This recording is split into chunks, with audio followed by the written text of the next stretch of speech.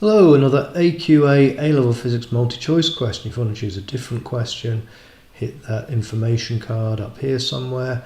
If you want to try and answer the question yourself, pause the video now. If you got the answer C, well done. Okay, so which quantity is represented by the area under a force time graph? Well, I always tell my students that quite often the answer to a question is just found on your data sheet. And if you look on your data sheet, you will find an equation for impulse. And the impulse is given by the force multiplied by the change in time. So if I had force and time, that area would be equal to the impulse. It would be the area under a force time graph.